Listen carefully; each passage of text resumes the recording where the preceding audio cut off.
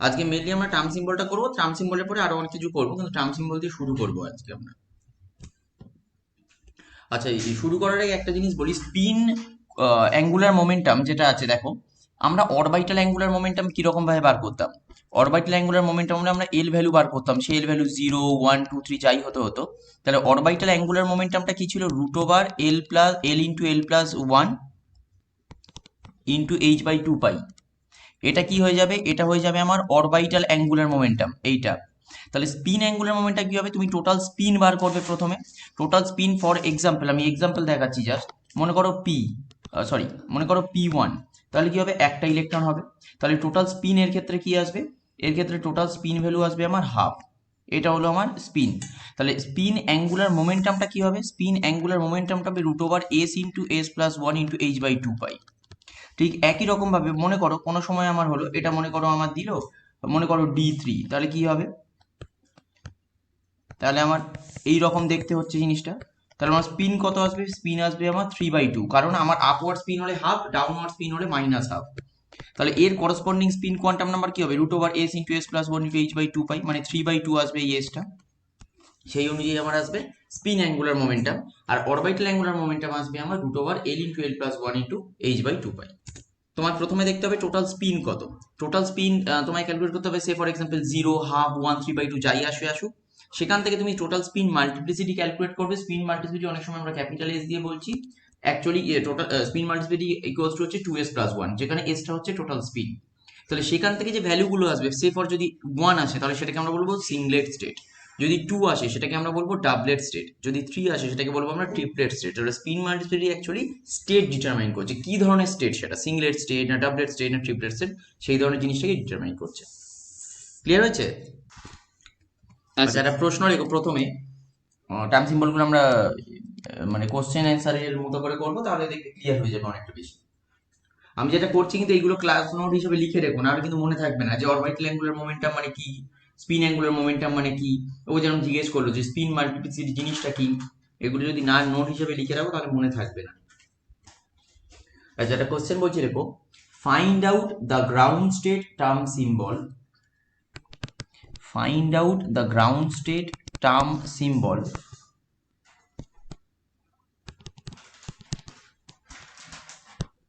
of the following, of the following, find out the ground state term symbol of the following.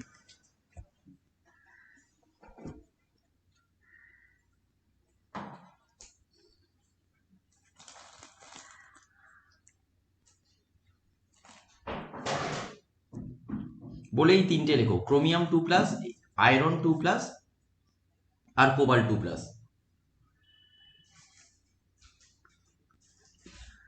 লেখা হয়ে গেছে?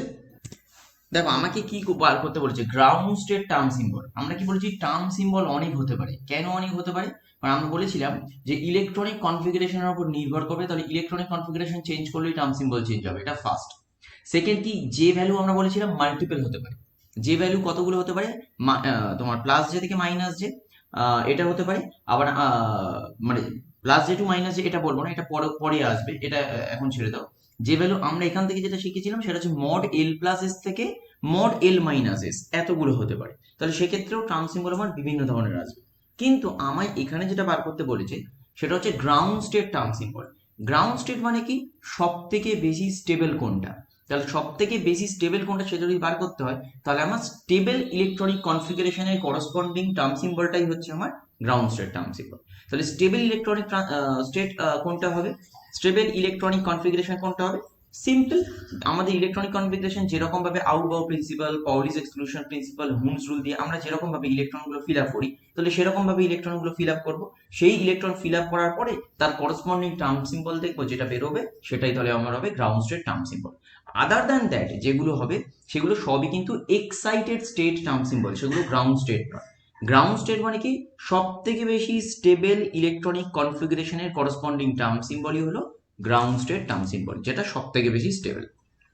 তাহলে আমি একটা করে দিচ্ছি জাস্ট। তাহলে প্রথমে মনে করো আমি 1 নম্বরটা অ্যাটেন্ড করছি। তাহলে 1 নম্বরটা কার দিয়েছে? ক্রোমিয়াম 2+। তাহলে ক্রোমিয়াম 2+ যখন দিয়েছে তার আগে আমার যেটা জেনে নেওয়া উচিত সেটা হচ্ছে ক্রোমিয়ামের ইটসেলফ মানে ইলেকট্রনিক কনফিগারেশনটা কত। তাহলে ক্রোমিয়ামের কনফিগারেশন জানার আগে তাহলে আমাকে কি জানতে হবে? অ্যাটমিক নাম্বারটা জানতে হবে। ক্রোমিয়ামের অ্যাটমিক নাম্বার বলো কত? 24। ক্রোমিয়ামের অ্যাটমিক নাম্বার 24। তাহলে ক্রোমিয়ামের ভ্যালেন্স শেল ইলেকট্রনিক কনফিগারেশন কত? কারণ আমরা কিন্তু পুরোপুরি সব মানে পুরো ইলেকট্রনিক কনফিগারেশনের কোনো প্রয়োজন নেই। আমরা শুধুমাত্র ভ্যালেন্স সেল যেটা আছে মানে আউটার মোস্ট যে শেল আছে সেইটুকু নিলেই আমার এনাফ।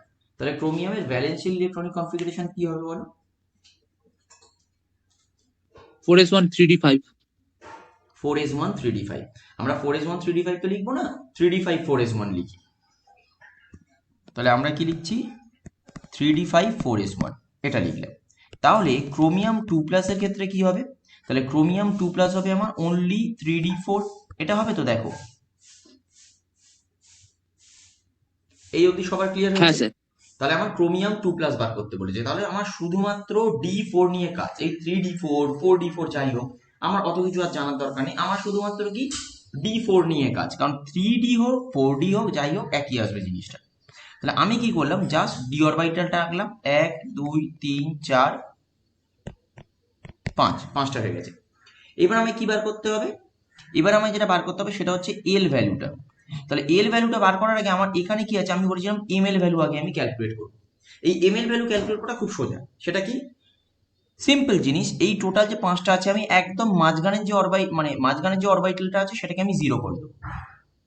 এবার বাঁ দিকগুলো আমি +1 করে করে বাড়াবো, তাহলে এটা কি হবে +1, তারপর এটা কি হবে +2।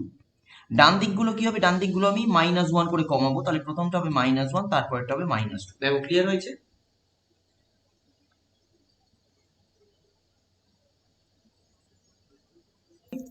এখানে মনে করো ফর এক্সাম্পল যদি আমার কাছে পি অরবিটাল আসতো তাহলে কি হতো? 3টে হতো। তাহলে সেক্ষেত্রে এম এল ভ্যালুটা কি আসতো? এখানে 0 হতো, এটা +1 হতো, এটা -1 হতো। সিম্পল। যদি আমার এটা এফ অরবিটাল আসতো তাহলে কটা হতো? 1 2 3 4 5 6 7টা হতো। তাহলে মাঝখানেরটা হলো 0, তাহলে এটা হলো +1, এটা +2, এটা +3, এটা হতো -1, এটা -2, এটা -3। এটা হচ্ছে পি এর জন্য আর এটা হচ্ছে এফ এর জন্য। তোমরা যদি চাও আলাদাভাবে লিখে রাখতে পারো বক্স করে। কিন্তু আমাদের ক্ষেত্রে কি আছে? আমাদের ক্ষেত্রে এটা করবো সেটা ডি। তাহলে ডি অরবিটালটা হয়ে গেল। এবার আমি কি বলছি 3d4। তাহলে d4 আছে, তাহলে আমরা অরবিটালটা কিরকম ভাবে ফিল আপ করবো? আমরা অরবিটালটা এরকম ভাবে কি ফিল আপ করবো? আমরা এরকম ভাবে ফিল আপ করবো না। কেন? কারণ আমাকে বলেছে কিন্তু গ্রাউন্ড স্টেট। তাহলে গ্রাউন্ড স্টেট মানে হচ্ছে যেরকম ভাবে ওটা স্টেবল হয় সেই রকম ভাবে আমরা ফিল আপ করবো। তাহলে সিম্পল 3d4 কি রকম হওয়া উচিত? সিম্পল 3d4 হওয়া উচিত। টোটাল আমার এই রকম 4টে ইলেকট্রন থাকবে। দেখো এটাই হচ্ছে স্টেবল ইলেকট্রনিক কনফিগারেশন।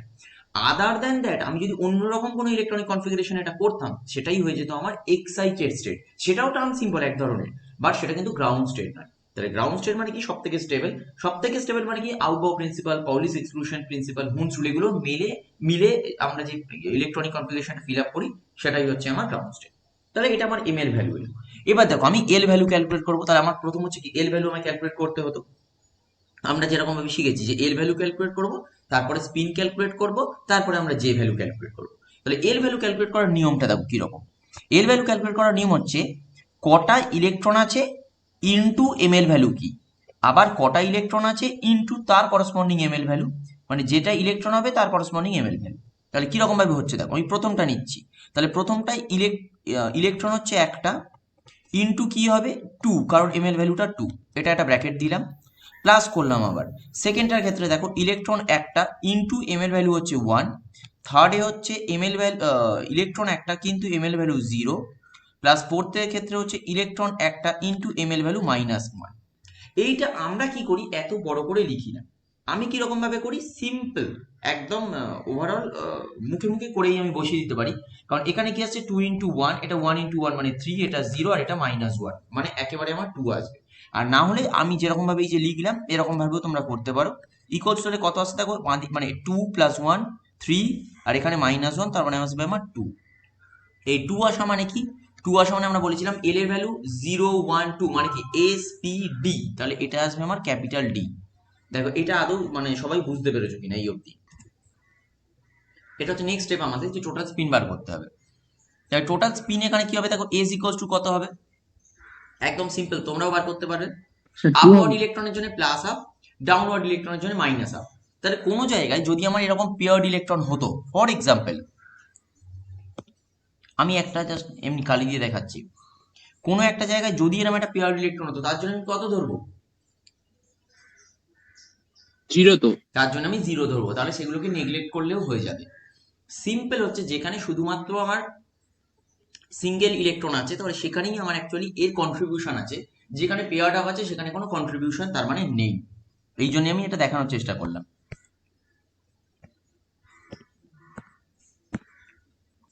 ওকে, তাহলে এক্ষেত্রে এসটা কি হবে? 2 হবে স্যার। এই ক্ষেত্রে তাহলে এজ হবে আমার 4 ইন্টু অ্যাকচুয়ালি হাফ, এরকম ভাবেও লিখতে পারো। তাহলে আমার এজ হবে অ্যাকচুয়ালি 2। তাহলে এজ যদি 2 হয়, এবার বলো 2s প্লাস তাহলে 1, এটা তো একদম সিম্পল। তাহলে 2s প্লাস 1 কি হবে? 5, তাই তো? এই অবধি তাহলে সবার হয়ে গেল। আচ্ছা। রেজিস্টার আরেকবার বলুন। এবারে আমি কি বার করব? জে বার করব। তাহলে জে ভ্যালুটা কি হয়? মড এল প্লাস এস থেকে মড এল মাইনাস এস পর্যন্ত। কিন্তু আমাকে কি বার করতে বলেছে? Ground state term symbol. তাহলে এক্ষেত্রে জে ভ্যালু ইকুয়ালস টু কি হবে? আইদার মড এল প্লাস এস হবে অথবা মড এল মাইনাস এস করবো। তাহলে কখন মড এল মাইনাস এস করবো আর কখন মড এল প্লাস এস করবো? স্যার এক্ষেত্রে যে এল মাইনাস এস হবে মডেল। এক্ষেত্রে মড এল মাইনাস এস হবে। একদম যখন সিম্পল। লেস দেন যদি একটা হাফ ফিল্ডের চেয়ে কম আমি থাকলে বা থাম সমান রুল হলে বলে স্যার। রাখছি, এইটা সবসময়ের জন্য মনে রাখবে, লেস দেন হাফ ফিল্ড, তাহলে কি হাফ ফিল্ডের থেকে কম, তাহলে আমার ভ্যালুটা কি হবে? কম হবে, তাহলে মড এল মাইনাস এস হবে। আবার হাফ ফিল্ডের থেকে বেশি, তাহলে ভ্যালুটা আমার বেশি হলো, তাহলে সেক্ষেত্রে আমি কি করব? মড এল প্লাস এস করবো। ব্যাস এইটুকু মনে রাখলেই দেখবে, অত মানে মুখস্থ করার দরকার নেই। এইরকম একটুখানি থিওরি মানে একটু সিগনিফিকেন্টলি মনে রাখলে মনে থাকবে ওটা। তাহলে আমার এই ক্ষেত্রে কি হবে? মড এল মাইনাস এস হবে। তাহলে মড এল মাইনাস এস মানে কি হবে? মড এল এর ভ্যালু এসেছিল আমার 2, মাইনাস আমার কত আসবে এখানে? 2 আসবে, তাই তো? Equals to 0। দেখো ক্লিয়ার হয়েছে? হ্যাঁ স্যার। ওকে, তাহলে আমার টার্ম সিম্বল কি এলো? টার্ম সিম্বল আমার স্যার আছে বলছে হাফ 2s ফিল্ড প্লাস। হলে এল মাইনাস হবে। বলো। স্যার বলছে হাফ ফিল্ড হলেও তো এল মাইনাস হবে। হাফ ফিল্ড হলেও এল মাইনাস এস হবে। হাফ ফিল্ড হলে এল মাইনাস এস করো বা এল প্লাস এস করো, সেম আসবে। কিন্তু আলটিমেট তোমরা যেটা করবে সেটা এল মাইনাস এস করবে। 2s প্লাস 1 এল জে, তাহলে 2s প্লাস 1 এল জে এটাই হচ্ছে আমার টার্ম সিম্বল।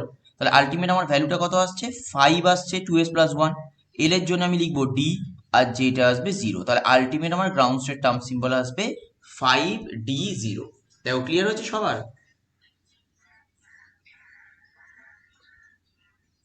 স্যার এক্ষেত্রে হাফ ফিল্ডে তো বেশি আছে তো, মানে জে এর ভ্যালু তো এল প্লাস এস তো। এটা হাফ ফিল্ডের থেকে কোথায় বেশি হলো? আমি ঠিক বুঝতে পারলাম না তোমার কথাটা। স্যার আর একটা মানে এস ভ্যালুটা আরেকবার বলুন না স্যার, মানে আমি শুনতে পারিনি ঠিক। ওকে, এজ ভ্যালুটা হচ্ছে সিম্পল। দেখো এজ মানে হচ্ছে কি আমার স্পিন। আমি কি করছি দেখো, আপওয়ার্ড যে স্পিন গুলো আছে তার জন্য আমি প্লাস হাফ ধরছি সবগুলো, আর ডাউনওয়ার্ড যদি কোনো স্পিন থাকতো তাহলে আমি কি ধরবো? মাইনাস হাফ ধরবো। তাহলে আমার কোথাও যদি কোথাও পেয়ার্ড আপ এইরকম স্পিন থাকতো, তাহলে তার ক্ষেত্রে কি হবে? টোটাল স্পিনটা সিম্পল 0 হবে। তাহলে পেয়ার্ড আপ যদি কিছু হয় তাহলে তাকে আমি নেগলেক্ট করব। তার জন্য টোটাল স্পিন আমার 0 আছে, তাই তাকে না ধরলেও হবে। আর তা নাহলে তোমাকে প্লাস হাফ মাইনাস হাফ দুবার দুবার ধরতে হবে, সেটাও তুমি করতে পারো। আমি তাই বলেছিলাম পেয়ার্ড আপ যদি হয় তুমি একদম নেগলেক্ট করে দাও, ধরারই দরকার নেই, তাহলেই হয়ে যাবে। আর তা না হলে শুধুমাত্র যে আপওয়ার্ড স্পিন গুলো আছে সেগুলোকে ধরো, সেগুলো হচ্ছে প্লাস হাফ কন্ট্রিবিউশন। তাহলে প্লাস হাফ ইন্টু কটা ইলেকট্রন আছে, মানে প্লাস হাফ ইন্টু কটা আনপেয়ার্ড আপওয়ার্ড ইলেকট্রন আছে সেইটা আমায় দেখতে হচ্ছে। Unpaired upward electron into plus half, সেটাই হয়ে গেল তাহলে আমার স্পিন। ক্লিয়ার হয়েছে? হ্যাঁ স্যার বুঝতে পারছি। সিম্পল জিনিস হচ্ছে এখানে আপওয়ার্ড ইলেকট্রনের জন্য প্লাস হাফ, ডাউনওয়ার্ড ইলেকট্রনের জন্য মাইনাস হাফ, ব্যাস। আচ্ছা এবারে তোমরা 2 আর 3 এটা নিজেরা করবে, নিজেরা করে আমাকে বলবে। 2 আর 3 এই দুটো নিজেরা করবে, নিজেরা করে এর corresponding ground state term symbol কত আসছে সেটা করবে। প্রথমটা Fe2 প্রথমটা কি প্লাস আছে? Fe2 প্লাসটা কত এসেছে বলো? 5d7। না, ভুল এসেছে। Sir 5d4। প্রথমটা আসবে 5d4, মানে সরি দ্বিতীয়টা আসবে 5d4, মানে Fe2 প্লাসটা। কোবাল 2 প্লাসটা কত এসছে বলো? হ্যাঁ স্যার 5d4 এসছে। কোবাল 2 প্লাস কত এসছে বলো?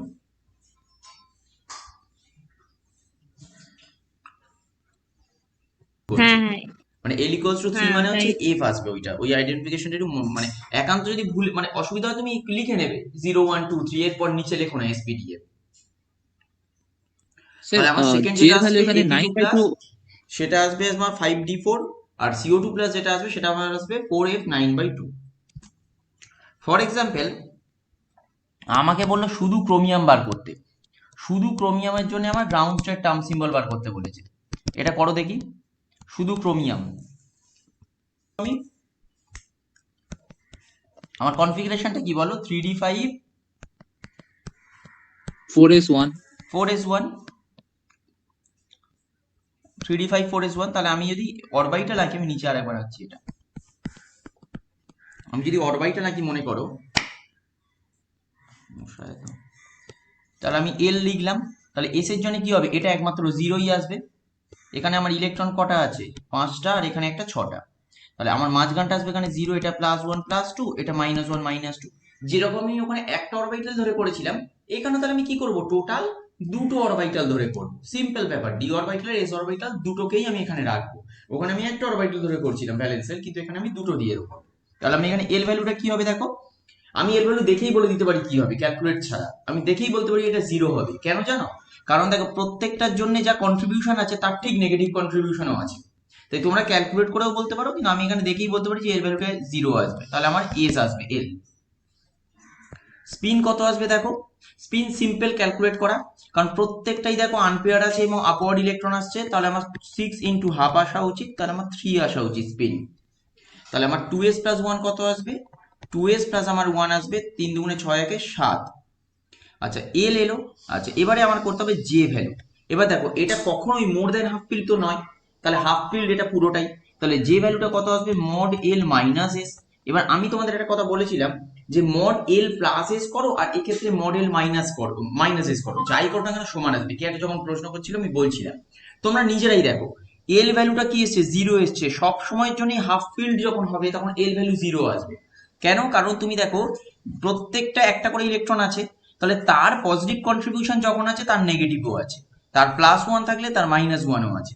তাই সবসময়ের জন্য এল ভ্যালু 0 আসবে for half fill electronic configuration.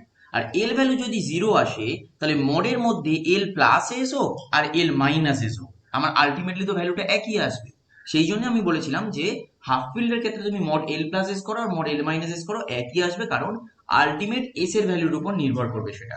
কিন্তু অ্যাজ পার ইকুয়েশন আমরা সেটাকে মড এল মাইনাস এসি দেখাবো। তাহলে এখানে যে ভ্যালুটা আসবে সেটা আসবে তাহলে আমার 3, তাই তো?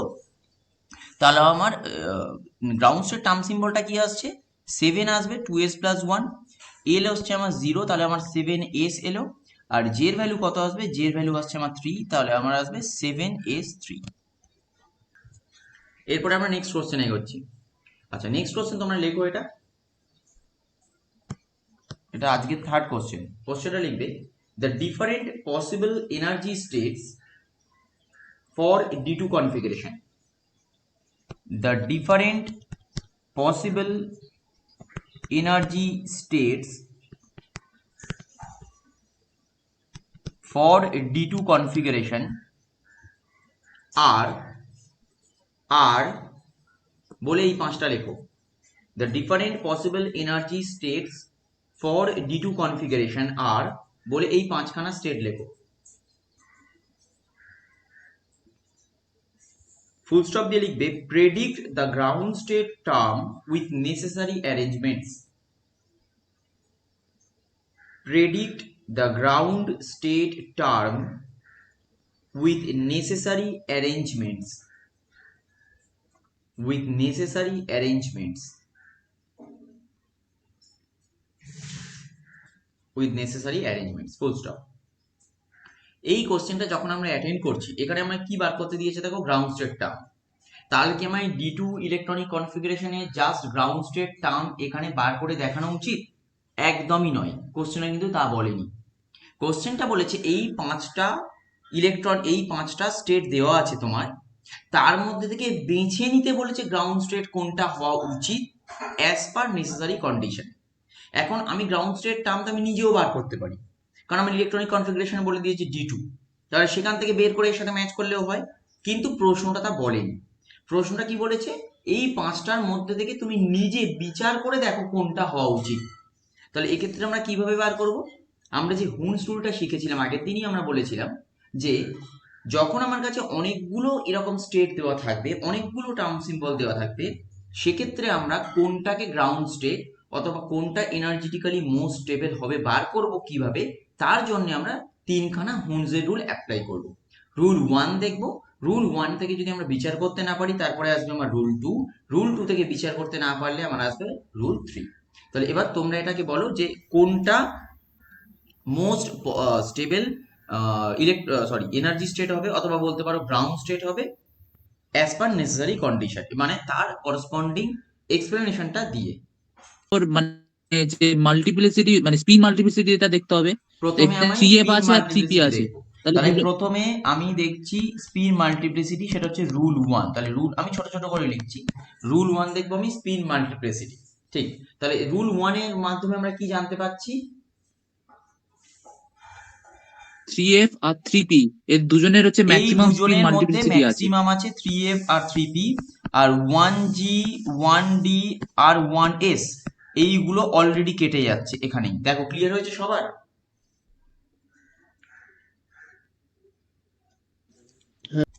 এবার আমি কি যাব, এবার রাহুল আবার কন্টিনিউ করো, রুল 2 তে যাব। রুল 2 আমায় কি বলেছে, যে যার এল মানে যদি হচ্ছে স্পিন মাল্টিপ্লিসিটি 1 হয় তখন হচ্ছে হ্যাঁ এল মানে এল এর ভ্যালুটা দেখে বিচার ঠিক। করতে হবে যদি কোনটা আমি বেশি হবে। স্পিন মাল্টিপ্লিসিটি সেম পেয়ে যাই তখন আমি দেখবো এল এর ভ্যালু। তাহলে এক্ষেত্রে আমার কি আছে দেখো, সরি এল এর ভ্যালু, তাহলে এক্ষেত্রে আমার কি কি আছে, এক্ষেত্রে আছে আমার 3f আর একটা আছে আমার 3d। তাহলে 3f এ আমার এল ভ্যালু কত, 3 3, আর 3d তে এল ভ্যালু কত, 2 2। তাহলে আমার আলটিমেটলি এখান থেকে এই না রুল 1 1 অনুযায়ী 1 আমার, না 2 তো ঠিক আছে, 012 SPD, ঠিক আছে, L equals to 2। তাহলে এই রুল অনুযায়ী অ্যাকচুয়ালি আমার 3D ও কেটে যাচ্ছে। এবার কি আমি এর মাধ্যমে এই দুটো রুলের মাধ্যমে আমি জানতে পেরে গেছি 3f এখানে মোস্ট স্টেবল হবে। তাহলে আমার এখানে 3f টা কি আসছে, 3f টা আসছে আমার মোস্ট স্টেবল, 3f টা। কিন্তু এরকম কোনো সময় তোমাকে কোনো কোশ্চেন একটা দিল, সেখানে কিন্তু থার্ড রুলেরও অ্যাপ্লিকেশন হলেও হতে পারে, যে লেস দ্যান হাফ ফিল্ড লোডে আমি তখন মড এল মাইনাস এস ধরবো, মোর দ্যান হাফ ফিল্ড লোডে মড এল প্লাস এস ধরবো। এক্ষেত্রে আমরা দুটো রুল দিয়ে জানতে পারছি, কিন্তু তোমায় হয়তো কোনো কোশ্চেন দিল সেখানে তিনটে রুলের অ্যাপ্লিকেশনও হতে পারে। এক্ষেত্রে ছোট করে একটুখানি লিখে নাও, আমি অ্যান্সারটা একটু ছোট করে জাস্ট লিখিয়ে দিচ্ছি। According to Huns first rule, according to Huns first rule, 1g, 1d and 1s, 1g, 1d and 1s are cancelled because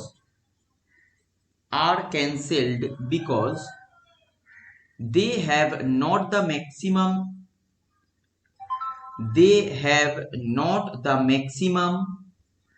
spin multiplicity value.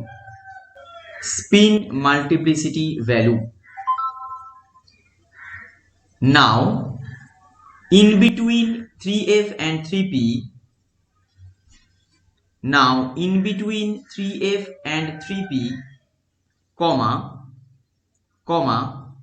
3f has maximum L value, 3f has maximum L value, full stop. So now according to Hund's second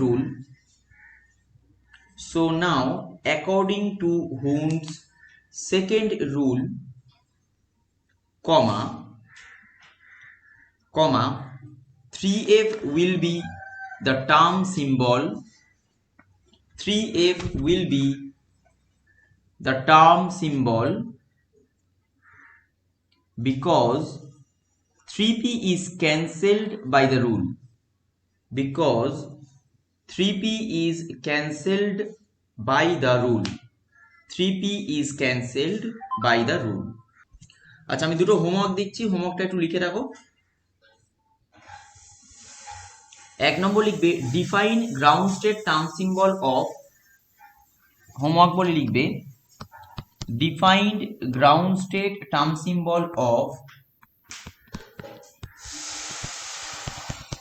cobalt 2+, chromium, cobalt 3+, and vanadium 3+.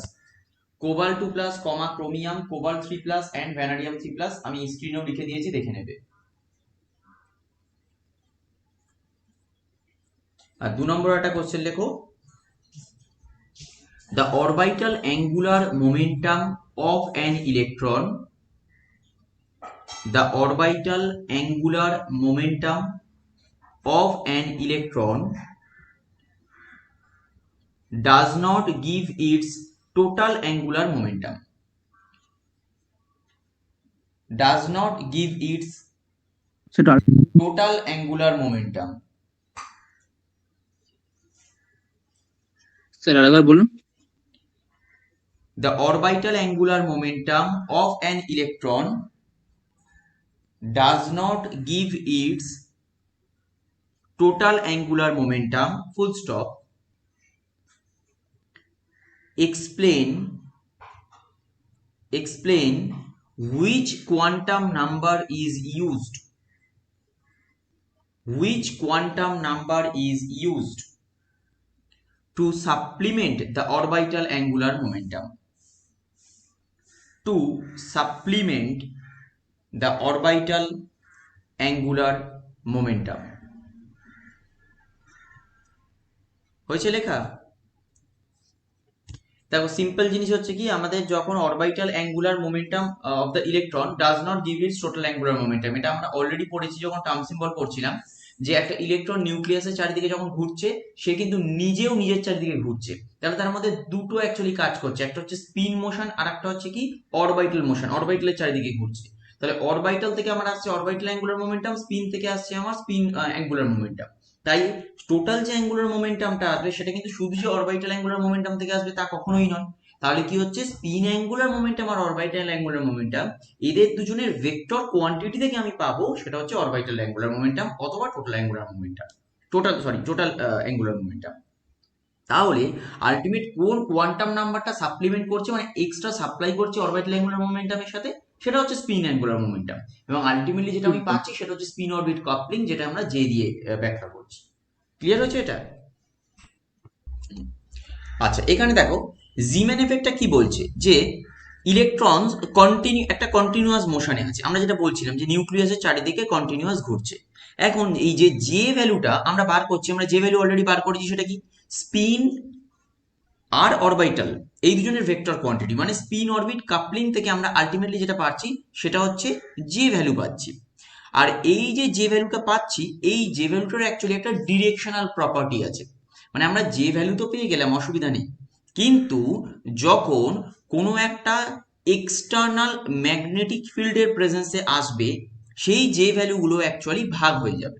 যেরকম আমরা এল ভ্যালুকে ভাগ করি -L to +L, মানে 2L+1 নাম্বারে এল ভ্যালুকে ভাগ করি, ঠিক একই রকম ভাবে যে ভ্যালুটাও বিভিন্ন ভাগে ভাগ হবে। কতগুলো ভাগে ভাগ হচ্ছে, টোটাল নাম্বার অফ 2J+1। এটা কি লেখা যাবে? 1 মিনিট ওয়েট করো। টোটাল কতগুলো এতে আসছে দেখো, 2J+1 নাম্বার অফ ভ্যালুজে ভাগ হচ্ছে। তাহলে ভ্যালুগুলো কি কি আসছে, জে থেকে -J পর্যন্ত। ঠিক একই রকম ভাবে এল ভ্যালুকে আমরা যেরকম ভাবে ভাগ করতাম, এল থেকে -L পর্যন্ত 2L+1 number of L values, ঠিক একই রকম ভাবে যে ভ্যালুগুলো কিন্তু 2J+1 নাম্বার অফ ভ্যালুজে ভাগ হয়ে যায়। এটা আমরা কেন করছি, এটা আমরা এই কারণে করছি যে কোনো একটা এক্সটার্নাল ম্যাগনেটিক ফিল্ডের প্রেজেন্সে অ্যাকচুয়ালি আমরা অনেকগুলো লাইন দেখতে পাই। আমরা যে ওই হাইড্রোজেন স্পেকট্রামটা পড়েছিলাম, যে একটা লেভেল থেকে আরেকটা লেভেলে যখন ট্রান্সফার হচ্ছে ইলেকট্রনটা, সেখানে কি হচ্ছে, আমরা একটা লাইন পাওয়া উচিত, তা হলো না, অ্যাকচুয়ালি তার থেকে আমাদের বেশি লাইন আমরা অ্যাকচুয়ালি পাচ্ছিলাম। যখন বেশি লাইনটাকে আমরা সমারফিল্ডস মডেল অনুযায়ী এক্সপ্লেন করতে যাচ্ছি, তাতেও আমরা ব্যাখ্যা করতে পারছি না, আমরা দেখছি আরো বেশি লাইন আছে ফাইন স্ট্রাকচার অনুযায়ী, সেটাকে অ্যাকচুয়ালি আমরা জিম্যান এফেক্ট দিয়ে ব্যাখ্যা করছি। এখানে কি বলছে দেখো, এখানে এইটা একটুখানি পড়লেই বুঝতে পারবে যে we may conclude that single at levels are characterized by a particular value of J which are split into 2j+1 states in presence of external magnetic field। তাহলে এক্সটার্নাল ম্যাগনেটিক ফিল্ডের প্রেজেন্সে সেটা চেঞ্জ হয়ে যাচ্ছে। তাহলে প্রথমে আমরা যেটা ফাইন স্ট্রাকচার অ্যাকচুয়ালি বোর্ড তো এক্সপ্লেন করতে পারিনি, সমারফিল্ডস মডেল অনুযায়ী আমরা ফাইন স্ট্রাকচার এক্সপ্লেন করেছিলাম, কিন্তু সেই ফাইন স্ট্রাকচার যেটা আছে সেটা যদি আমরা এক্সটার্নাল ম্যাগনেটিক ফিল্ডের প্রেজেন্সে কিছু একটা করি, তাহলে তার মধ্যে কিন্তু লাইনগুলো আরো ভাগ হচ্ছে। সেটা কিরকম ভাবে হচ্ছে, সেটাই হচ্ছে জিম্যান এফেক্ট। দেখো এখানে কোনো ফিল্ড নেই, এখন যদি কোনো ফিল্ড না থাকে তাহলে এই যে ওপর থেকে নিচে মানে 1p1 থেকে মনে করো আমার আসছে এই 1p0, তাহলে সেক্ষেত্রে আমি একটা লাইনই পাবো। কিন্তু যদি আমরা এক্ষেত্রে প্রেজেন্স অফ ম্যাগনেটিক ফিল্ডে যাই, তাহলে প্রেজেন্স অফ ম্যাগনেটিক ফিল্ডে আমরা কি বললাম, যে ভ্যালুটা 2j+1 ভাগ হবে। এখানে দেখো যে ভ্যালু 0, তাহলে আমার একটাই স্টেট আসছে, কিন্তু এখানে যে ভ্যালুটা যেহেতু 1 আছে, তাহলে আমার তিনটে স্টেট আসবে, +1, 0 আর -1। প্লাসগুলো আমরা হায়ার স্টেটে লিখবো, মাইনাসগুলো আমরা লোয়ার স্টেটে লিখছি। তাহলে সেক্ষেত্রে higher state to lower state কটা লাইন আসবে, সেক্ষেত্রে 3খানা লাইন আসবে। তাহলে এটাই বলছি জিম্যান এফেক্ট বা নর্মাল জিম্যান এফেক্ট, যে in presence of magnetic field actually যে নাম্বারটা অথবা যে ভ্যালুটা স্প্লিট করে যাচ্ছে 2j+1 এবং এর জন্য যে এক্সট্রা স্পেকট্রাল লাইন অথবা স্পেকট্রাল লাইনের স্প্লিটিং হচ্ছে in presence of external magnetic field, সেটাই হচ্ছে জিম্যান এফেক্ট। তাহলে আলটিমেটলি জিম্যান এফেক্টটা আবার একবার বলছি, যে ভ্যালুটা আমরা পাচ্ছি মানে স্পিন অরবিট কাপলিং থেকে, সেই যে ভ্যালুটা in presence of magnetic field 2j+1 নাম্বারে স্প্লিটিং হয়ে যাবে, তাহলে নর্মাল যে আমরা স্পেকট্রাল লাইন পেতাম, normal in absence of magnetic field normal যে স্পেকট্রাল লাইনটা পেতাম, তাহলে in presence of magnetic field সেই স্পেকট্রাল লাইনটারও স্প্লিটিং হবে। সে একটার জায়গায় এখানে যেরকম তিনটে পাচ্ছি, যে স্প্লিটিংটা হচ্ছে, এই স্প্লিটিংটাকেই আমরা বলবো জিম্যান এফেক্ট। এবারে এই জিম্যান এফেক্টটা দুরকম হতে পারে, সেগুলো আমরা পরে আসছি, মানে নর্মাল জিম্যান এফেক্ট হয়, অ্যানলোমাস জিম্যান এফেক্ট হয়, সেগুলো আমরা পরে আসছি। কিন্তু জিম্যান এফেক্টটা তাহলে কি হলো, যে in presence of magnetic field normal spectral লাইনের যে স্প্লিটিং হয়ে যাবে, সেটাকে আমরা জিম্যান এফেক্ট বলবো। মানে ওই জিম্যান এফেক্টটা নিয়ে এবারে পড়বো। তাহলে আমরা হেডিংটা করছি জিম্যান এফেক্ট।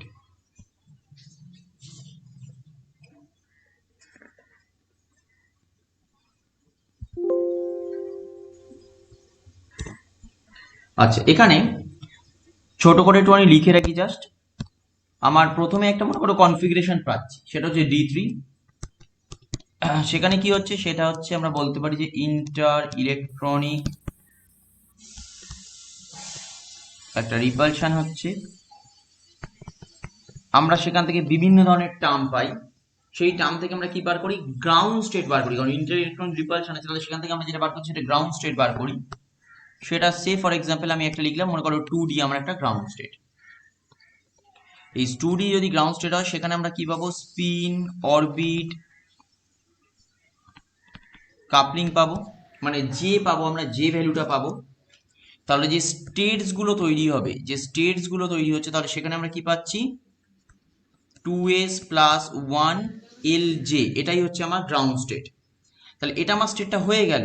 এবার আমি বলছি, যদি আমি এই স্টেটটাতে ম্যাগনেটিক ফিল্ড দিই, যদি আমি এই স্টেটটাতে ম্যাগনেটিক ফিল্ড অ্যাপ্লাই করি, তাহলে আমার যে এই যে ভ্যালুটা ছিল, এই যে ভ্যালুটা কি হবে, আমার আলটিমেট এম যে ভ্যালুস হবে।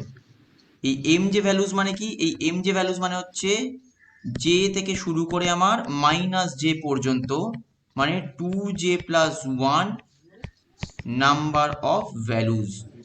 তাহলে এটাকেই আমরা বলছি, এই যে পুরো জিনিসটা হচ্ছে, এটাকে তাহলে আমরা কি বলবো, এটাই আমরা বলছি জিম্যান এফেক্ট। তাহলে এক্সটার্নাল ম্যাগনেটিক ফিল্ডের প্রেজেন্সে আমার যে ভ্যালু স্প্লিটিং হচ্ছে, সেটাকেই আমরা তাহলে বলবো জিম্যান এফেক্ট। ক্লিয়ার হয়েছে? আচ্ছা, ওকে, এবারে তাহলে আমরা একটুখানি দেখি জিম্যান একটা হয় কি রকম। মনে করো আমরা এটা বললাম 1D2, একটা হচ্ছে হায়ার স্টেট, আর একটা আমরা লোয়ার স্টেটটা বলছি 1P1। এখানে আমার নো ফিল্ড, মানে এখানে কোনো ফিল্ড নেই, এই absence of external magnetic field. তাহলে আমার এখানে যদি একটা লাইন হয়, তাহলে সেটা আমার এইরকম লাইন। এবার আমার প্রশ্ন হলো, তাহলে লোয়ার স্টেট হায়ার স্টেট মানে যে কোনো হায়ার স্টেট থেকে কি যে কোনো লোয়ার স্টেটে আসতে পারে? তা কখনোই হয় না। কারণ আমরা সবসময় জানি যে এই ধরনের কোনো higher state to lower state যখন জাম্প করছে, কোনো না কোনো সিলেকশন রুল অবশ্যই থাকবে, কারণ উইথাউট কোনো সিলেকশন রুল এটা হতে পারে না। তাহলে এক্ষেত্রে মানে মনে করো in absence of magnetic field, এক্ষেত্রে সিলেকশন রুলগুলো কি কি? এক্ষেত্রে সিলেকশন রুলটা হচ্ছে ডেল ক্যাপিটাল এস, যেটা সেটা হচ্ছে জিরো, মানে স্পিন মাল্টিপ্লিসিটি চেঞ্জ হচ্ছে জিরো। ক্যাপিটাল এসটাকে আমি যদি এইরকম একটা ভাবে লিখি, মানে ওপরের মাথায় এইরকম একটা হুক মতো টেনে দিই, যাতে স্মল এস মানে টোটাল স্পিন থেকে জিনিসটা আলাদা মনে হয়, সেটা জিরো হতে হবে। আর ডেল এল যেটা আছে equals to plus minus one হতে হবে, তাহলে আমার আলটিমেট এটা তোমার ট্রানজিশনটা হবে। তাহলে এক্ষেত্রে দেখো আমরা যেটা নিয়েছিলাম যে 1d2 হচ্ছে হায়ার স্টেট আর 1p1 হচ্ছে লোয়ার স্টেট, দেখো হচ্ছে কিনা। এখানে স্পিন মাল্টিপ্লিসিটি চেঞ্জ জিরো, কারণ দুটোরই স্পিন মাল্টিপ্লিসিটি আমার 1 আছে। আর ডেল এলটা হচ্ছে প্লাস মাইনাস 1 হতে পারে। তাহলে ডি মানে কত? ডি মানে হচ্ছে আমার এই ডি মানে কি? এই ডি মানে হচ্ছে ক্যাপিটাল এল ইকুয়ালস টু 2, আর এই পি মানে কি? পি মানে হচ্ছে ক্যাপিটাল এল ইকুয়ালস টু 1। তাহলে ডেল এল আমার প্লাস মাইনাস 1 এর মধ্যেই পড়ছে, এই কারণে কিন্তু আমার ট্রানজিশনটা হওয়া সম্ভব। এখন আমি এই 1d2 না নিয়ে যদি ওখানে 1f2 নিতাম, তাহলে কিন্তু ট্রানজিশনটা হতো না, কারণ এলটা 3 হয়ে যেত, আর 1p1 এর ক্ষেত্রে এলটা 1 হতো, সেক্ষেত্রে কিন্তু সিলেকশন রুলের জন্য ট্রানজিশনটা হওয়া সম্ভব ছিল না। তাহলে এখানে কিন্তু in absence of magnetic field এই স্পেকট্রাল লাইনটা অলরেডি আসবে হায়ার টু লোয়ার, কারণ সিলেকশন রুল অনুযায়ী এটা হতে পারে। এরপর দেখো আমরা কি বলছি, এরপর তাহলে আমরা চাইছি এটা in presence of magnetic field কি হবে। আমরা ডান দিকে একটা ছবি আঁকতে চাইছি, সেটা আমরা বলতে চাইছি যে in presence of magnetic field. তাহলে in presence of magnetic field কি হবে বলো? যে ভ্যালুগুলো আছে সেগুলো কি হবে, এম যে ভ্যালুজে ভাগ হয়ে যাবে। তাহলে যে ভ্যালু কি কি, এখানে হচ্ছে 1 আর এটাই হচ্ছে আমার যে সরি এটাই হচ্ছে 1 আর এটাই হচ্ছে আমার 2, তাই তো? তাহলে যে ভ্যালু একটা হচ্ছে 1 আর একটা হচ্ছে 2। তাহলে এক্ষেত্রে কি হবে, এক্ষেত্রে যে ভ্যালুগুলো আমার এরকমেতে ভাগ হয়ে যাচ্ছে, দেখো আমি একটু বড় করে আঁকছি যাতে বুঝতে সুবিধা হয়। তাহলে যে ভ্যালু এখানে আর লিখবো না, তাহলে এক্ষেত্রে আমি কি লিখবো, তখন এম জে লিখবো। তাহলে এটা কি হবে, জিরো হবে মাঝখানেরটা, নিচেরটাকে আমি লিখবো -1, ওপরেরটাকে আমি লিখবো +1। সিম্পল জিনিস হলো আমি যে ভ্যালু লিখলাম। এবার এক্ষেত্রে যে 2টা আছে, তাহলে এটাও এম জেতে ভাগ হবে। তাহলে সেক্ষেত্রে কি হবে দেখো, এক্ষেত্রে তাহলে কি হবে, 5টা হবে টোটাল। কেন 5টা হবে, কারণ 2j + 1, জে যদি আমার 2 হয় তাহলে টোটাল 5টা ভ্যালু আসছে। তাহলে 5টা ভ্যালু কিরকম আসবে, মাঝখানেরটা 0, -1 -2, আর উপরেরটা হবে +1 +2। দেখো এই অবধি সবার ক্লিয়ার হয়েছে? এবার প্রশ্ন হচ্ছে, ওটার ক্ষেত্রে তো একটা সিলেকশন রুল ছিল, তাহলে কি এটার ক্ষেত্রে কোনো সিলেকশন রুল আসবে না? নিঃসন্দেহে এটার ক্ষেত্রেও সিলেকশন রুল আসবে। এক্ষেত্রে সিলেকশন রুলটা কি, এটাও আমরা লিখবো। এক্ষেত্রে আমার সিলেকশন রুলটা হবে, দেখো এক্ষেত্রে আর del S del J sorry del S del L এগুলো তো আর কিছু নেই, শুধু এম জে আছে। তাহলে এক্ষেত্রে সিলেকশন রুলটা হবে del M J equals to 0, +-1। তাহলে এক্ষেত্রে হচ্ছে সিলেকশন রুলটা আইদার এম জে এর যে চেঞ্জটা হচ্ছে সেটা 0 অথবা +-1 হবে। এবার কিছু কিছু জিনিস আমি একটু আগে বলি, তারপরে আমরা এই ট্রানজিশন গুলো আঁকবো। সেটা হচ্ছে এই +1 থেকে এই 0, এই ট্রানজিশন কি হওয়া সম্ভব? তোমাদের কি মনে হয়? এই ট্রানজিশনটা কোনো মতেই হবে না। কেন? কারণ এই যে স্টেটগুলো ভাগ হয়েছে, এটা কিন্তু একটা স্টেটেরই অংশ, এটা হায়ার স্টেটের অংশ নয়। এটা এই গ্রাউন্ড স্টেট বলো অথবা লোয়ার এনার্জি স্টেট বলো, তারই সাব লেভেল। তাহলে একই স্টেটের মধ্যে ট্রানজিশন কখনোই হবে না, কারণ এটা ইটসেলফ লোয়ার স্টেট, লোয়ার স্টেটটা ভেঙে সাব লেভেলে ভেঙেছে, তাই এদের মধ্যে কখনো ট্রানজিশন হবে না। ট্রানজিশনটা কোথায় হয়, হায়ার টু লোয়ার স্টেট। তাহলে হায়ার স্টেট কোথায়, হায়ার স্টেট হচ্ছে এটা, তাহলে এর ভাগগুলো হচ্ছে এগুলো। তাহলে আলটিমেট ট্রানজিশন কি হবে, এই যে ভাগগুলো আছে এখান থেকে এই 3টে ভাগের মধ্যে আসবে, কিন্তু এই 3টে ভাগের নিজেদের মধ্যে ট্রানজিশন অথবা এই 5টা ভাগের নিজেদের মধ্যে ট্রানজিশন, এটা কিন্তু কখনোই হবে না। আমায় মনে রাখতে হবে ট্রানজিশনটা হবে আমার হায়ার টু লোয়ার স্টেট। তাহলে হায়ার স্টেটের ভাগগুলো থেকে লোয়ার স্টেটের ভাগগুলোতে ট্রানজিশন হবে, নিজেদের মধ্যে মানে হায়ার স্টেটের নিজেদের ভাগের মধ্যে ট্রানজিশন বা লোয়ার স্টেটের যে সাব লেভেল তাদের নিজেদের মধ্যে ট্রানজিশন, এটা কিন্তু কখনোই হবে না। এবার আমরা ট্রানজিশনটায় যাই।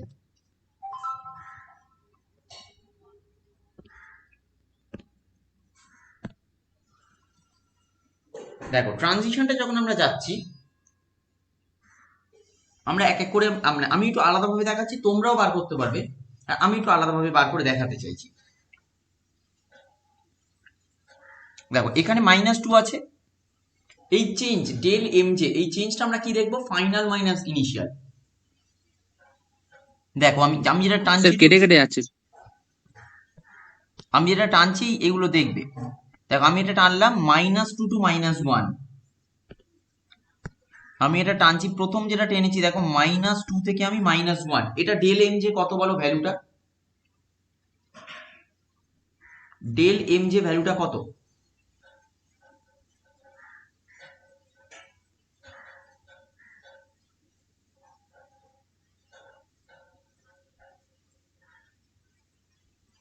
ডেল এম জে ভ্যালুটা কত স্যার আসবে? 0 প্লাস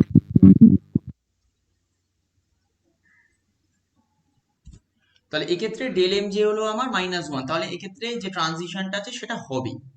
এবার দেখো আমি ঠিক একই রকম ভাবে -1 থেকে 0 আর এই 0 থেকে +1 এটা নামাতে পারি। দেখো ক্লিয়ার হয়েছে কিনা, ক্লিয়ার হয়েছে, দেখো তিনটেই হবে।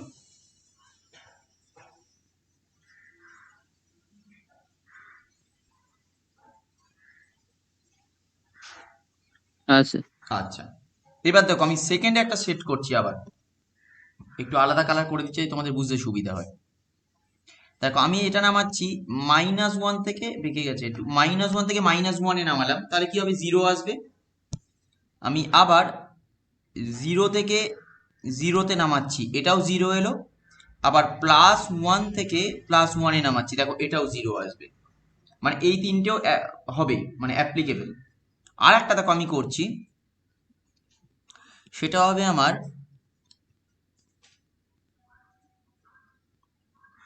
0 থেকে আমি নামাচ্ছি -1 এ,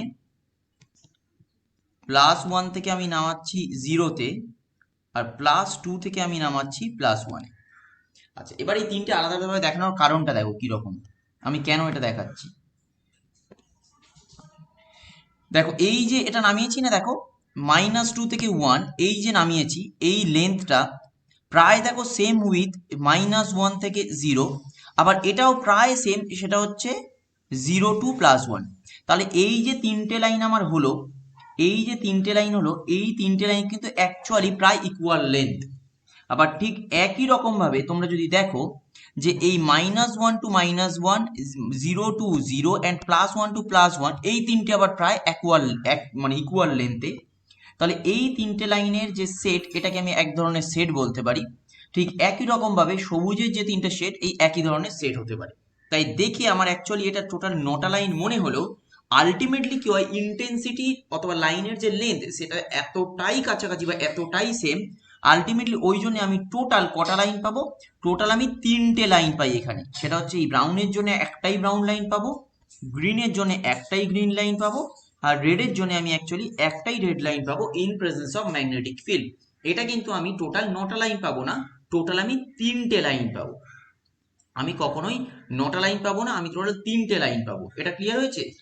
এখানে তোমার এইটা হচ্ছে আমার কি হবে, এটা হচ্ছে -1 আসছে, এটা হচ্ছে 0, আর এটা হচ্ছে +1 এর জন্য, ঠিক মতো যদি ভাবো।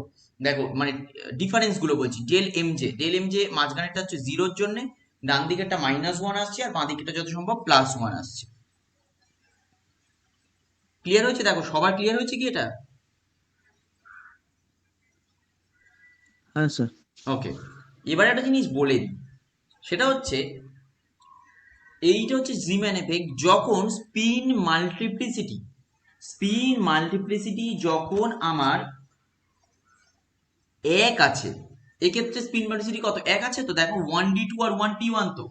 তাহলে স্পিন মাল্টিপ্লিসিটি যখন আমার 1 আছে, তখন সব সময়ের জন্যই in presence of magnetic field আমি তিনটে লাইনই পাবো, এটা ফিক্সড। আমি তিনটের বেশি লাইন কখনোই পাবো না। মানে আমার সেখানে এক্ষেত্রে যেরকম 9টা হচ্ছে, কিন্তু 9টা আলটিমেটলি এমন ভাবে হচ্ছে যে আলটিমেটলি তিনটে লাইন পাচ্ছি। কোনো সময় আমি তিনটে পেতে পারি, কোনো সময় আমি 6টা লাইন হলো, কিন্তু 6টা লাইন এমন ভাবে হচ্ছে সেক্ষেত্রেও আমি তিনটেই পাবো। আলটিমেট স্পিন মাল্টিপ্লিসিটি যদি আমার 1 হয়, in presence of magnetic field যে কোনো ভাবেই হোক না কেন, আমি আলটিমেটলি তিনটে লাইনই পাবো।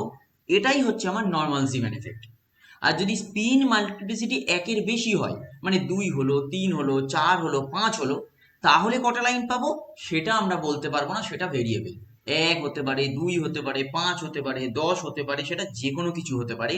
কিন্তু স্পিন মাল্টিপ্লিসিটি যদি আমার 1 হয়, তাহলে সেক্ষেত্রে in presence of magnetic field spectral line splitting হয়ে টোটাল 3টে লাইনই দেবে, এবং এটাই ফিক্সড। এটাই হচ্ছে আমার নর্মাল জিম্যান এফেক্ট।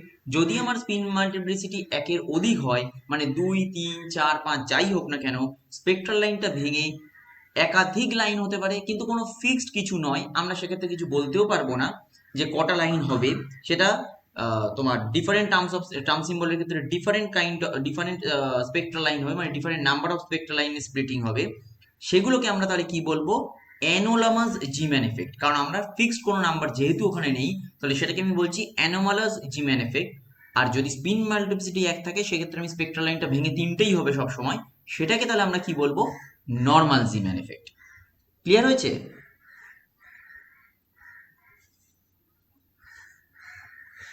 স্যার কেটে কেটে আসছে আওয়াজটা।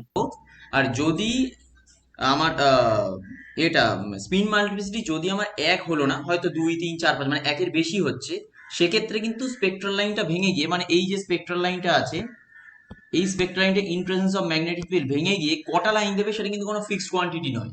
সেটা 3, 4, 5, 7, 10, 15, 20 যা ইচ্ছা হতে পারে, সেটা আমরা কিন্তু বলতে পারবো না। কারণ ডিফারেন্ট টার্ম সিম্বলের ক্ষেত্রে different number of spectral line আসবে in presence of magnetic field. সেটাকে আমরা বলছি অ্যানোমালাস জিম্যান এফেক্ট। কিন্তু যদি স্পিন মাল্টিপ্লিসিটি 1 হয়, অলওয়েজ স্পেকট্রাল লাইনটা ভেঙে গিয়ে আমি 3টে পাবো। এক্ষেত্রে 9টা পাচ্ছি, কিন্তু 9টা তো অ্যাকচুয়ালি নয়, আলটিমেট 3টেই এটা। মানে এই 3টের ব্যাচ থেকে আমি একটা, এই 3টের ব্যাচ থেকে একটা, আবার এই 3টের ব্যাচ থেকে আমি একটাই লাইন, মানে টোটাল 3টে লাইনই পাচ্ছি। তাই অলওয়েজ আমি 3টে পাবো। সেটা অন্য, মনে করো এক্ষেত্রে টার্ম সিম্বলটা চেঞ্জ করে দিল এই দুটোর, কিন্তু স্পিন মাল্টিপ্লিসিটি 1, তাহলে সেক্ষেত্রে কিন্তু আমি অলওয়েজ 3টে লাইনই পাবো, সেটা যে কোনো টার্ম সিম্বল হোক। স্পিন মাল্টিপ্লিসিটি যদি 1 থাকে, আমি অলওয়েজ 3টে লাইন পাবো। কিন্তু স্পিন মাল্টিপ্লিসিটি যদি 1-এর বেশি থাকে, আমি কিন্তু বলতে পারবো না কটা লাইন পাবো। তাই স্পিন মাল্টিপ্লিসিটি 1 থেকে যে আমি 3টে লাইন পাচ্ছি, এটাকে আমরা বলছি normal Zeeman effect. Spin multiplicity 1-এর বেশি হলে আমি কত লাইন পাবো সেটা আমি জানতে পারবো না, সেটাকে তাই আমরা বলছি অ্যানোমালাস জিম্যান এফেক্ট। এই জায়গাটার জন্য একটা জিনিস একটু লিখে রাখতে হবে, এই জায়গাটা একটু স্টার দিয়ে রাখো, অথবা যদি কারোর এই পোর্শনটা ফাঁকা থাকে, মানে ডান দিকটা যদি একটু জায়গা থাকে, তাহলে সেখানে লিখবে। কারণ এই যে ট্রানজিশন, আমি তো 9টা ট্রানজিশন পাচ্ছি, 9টা থেকে আমি 3টে লিখছি, সেই জন্য আমি ওই জায়গাটা লিখতে চাইছি। অথবা ছেড়ে দাও, তোমরা নিচে লেখো, সব থেকে বড় যে নিচে লিখে দাও, অসুবিধা নেই। আচ্ছা, ওটা লেখো, the various possible transitions are indicated, the various possible transitions are indicated and seen that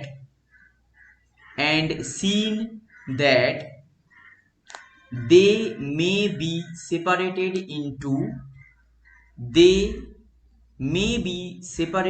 into 3 groups of isoenergetic lines. 3 groups of isoenergetic lines. Full stop. Full stop দিয়ে লিখবে, only 3 equally spaced lines, only 3 equally spaced lines should be observed in the spectrum. Should be observed in the spectrum. Full stop. Sir only 3? Should be observed in only 3 equally spaced lines. Only 3 equally spaced lines should be observed in the spectrum. Full stop. Hence, we may conclude the following generalization. Hence, we may conclude the following generalization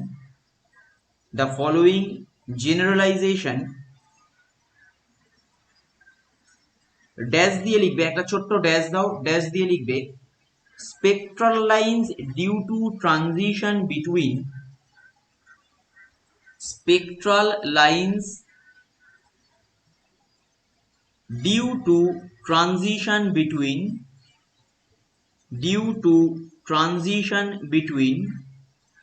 singlet states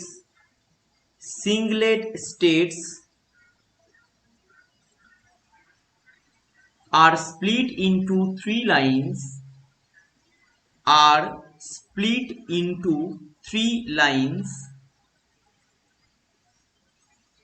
by a magnetic field, full stop, by a magnetic field, full stop.